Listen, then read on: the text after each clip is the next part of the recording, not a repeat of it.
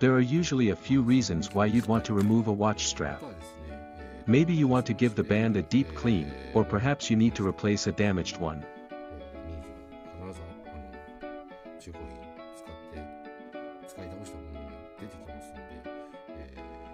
I'm now going to demonstrate how to detach the strap from the watch by removing the spring bars.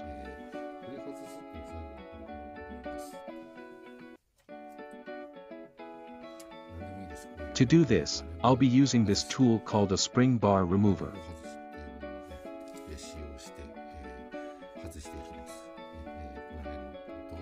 I'll insert the forked end of the tool into the end link and give it a bit of a wiggle to catch the ridge.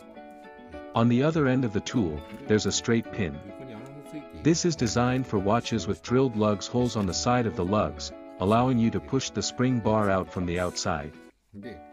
Spring bar tools are made by many different manufacturers, so their design and durability vary quite a bit.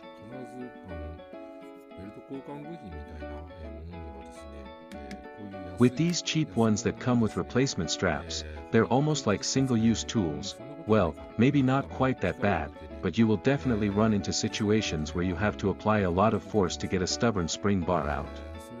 When that happens, the tip often gets crushed or bent to the point where the tool becomes completely useless.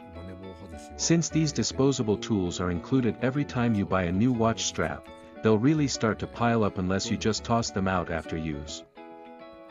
This one is from Mycosia, I think. Oh, I can't remember for sure.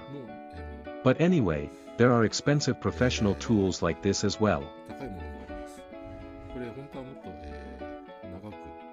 The fork on this one was originally much longer, but it snapped right off with just a little bit of force. So, what you're seeing here is a broken fork. It's still usable, but it's really not suited for heavy-duty work.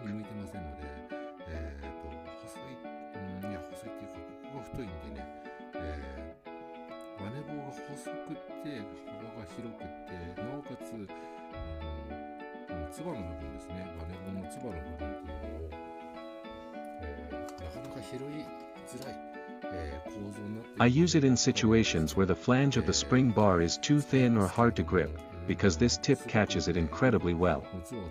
In those moments, it's a lifesaver. However, the body of the tip is quite thick, so it often doesn't fit into the small cutouts in the end links.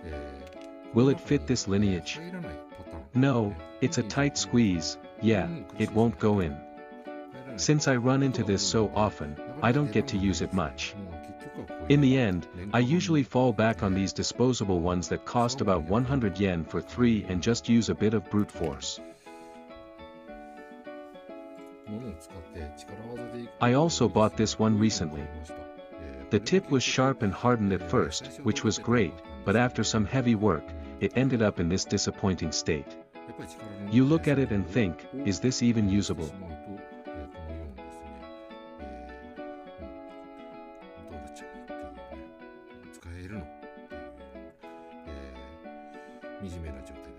The other end of this tool is designed for leather straps. I'll explain how to remove leather straps, well, maybe next time. Actually, maybe I should just do it now.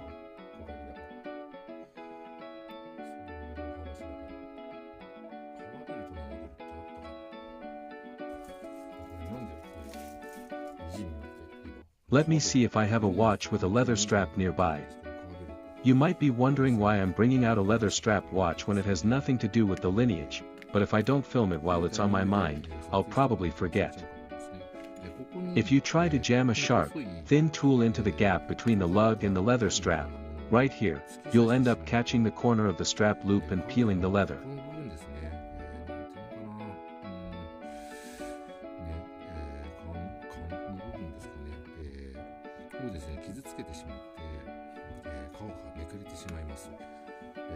A wristwatch is a fashion accessory. It's a piece of jewelry that's supposed to make you feel good when you wear it.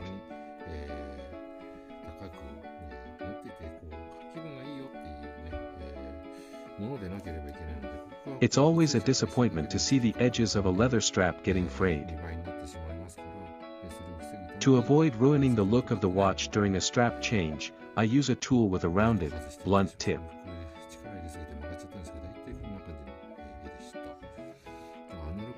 I sometimes feel like explaining the mechanics of analog watches might not be as valuable anymore, especially since many people, especially women, don't wear them as much these days. However, using this smooth, rounded tip to slide into the gap ensures the leather doesn't fray.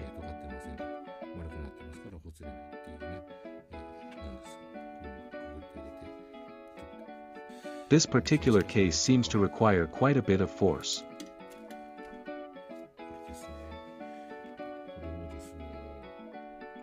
I'll insert the tool, give it a firm push, and there we go.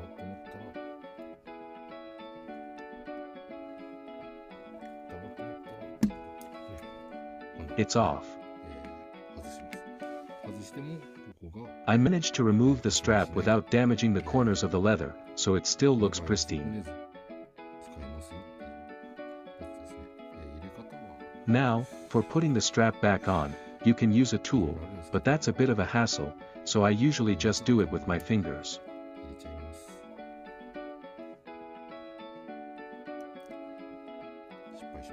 Oops, the spring bar just slipped past the lug and popped out the other side.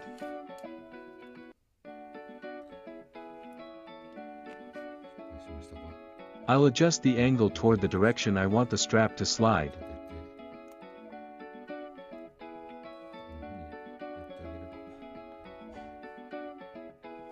Okay, the flange of the spring bar is now caught against the lug. I could use the pin push tool here, but there's a risk of scratching the leather, so I'll try my best to push it in using my fingernail.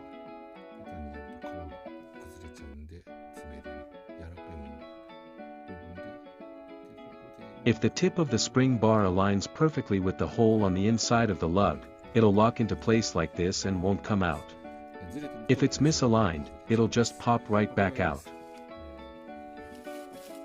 I went on a bit of a tangent there to explain the tools, but I hope some of you found that helpful.